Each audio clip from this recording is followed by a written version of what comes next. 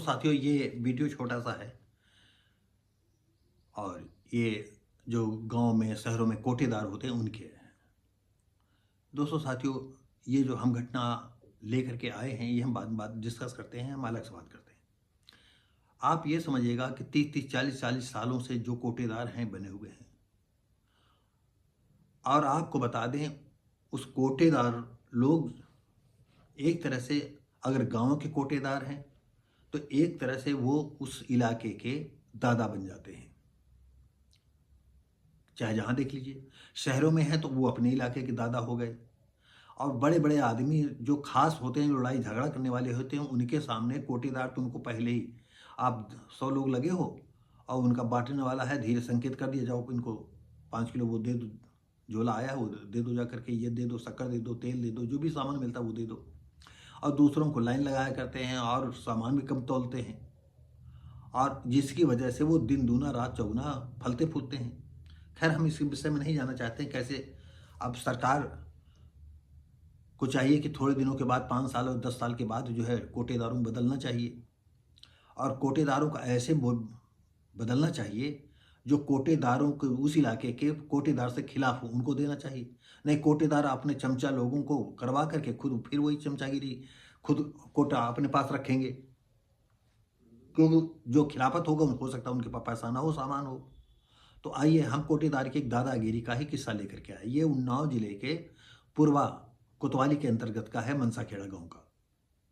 2 औरतें आपस में झगड़ा कर रही थी।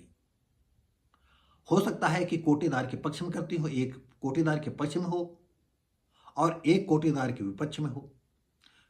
तो दोनों झगड़ा कर रही थी, मारपीट कर रही थी, तो ये कोटेदार उठता है और 2-4 झापड़ एक औरत को लगा देता है।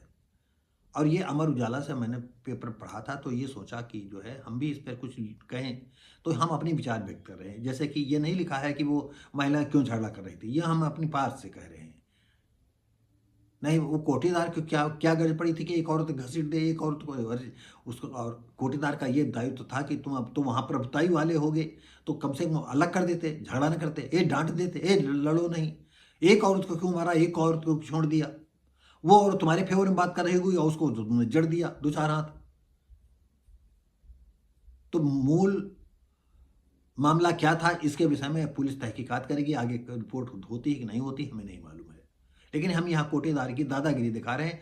चाहे जहाँ का कोटेदार, चाहे लखनऊ हो, चाहे उन्नाव हो, चाहे जो मुजफ्फरनगर हो, चाहे और कोई जिला हो, सब जगह कोटेदारों का ये दादागिरी चलती है।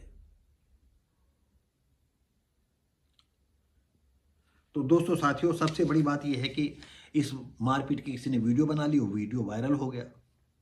जब वायरल हो गया तो जो अभी हमने आपको बताया उसमें जो है, तो कोटेदार किसी ने पूछा होगा, तो उसने कहा कि नहीं, ये तो मेरी भांजी के ससुराल का मामला है, 7 महीना पहले का है। तो 7 महीने पहले का तुमने हाथ उठाया महिला पर, किसी ने तो रिपोर्ट। लेकिन जिस महिलाओं से झगड़ा हुआ था, वो जब झगड़ा करने वाला अगर इस पर कोई रिपोर्ट दर्ज कराएगा तो दूध का दूध पानी का पानी हो जाएगा। और उन्होंने बताया भांजी के ससुराल में वाद विवाद हुआ था, उस मामले में था। अरे वाद विवाद हुआ था तो तुम किसी औरत को हाथ मारोगे, हाथ लगाओगे? तो ये छोटा सा वीडियो था दोस्तों साथियों।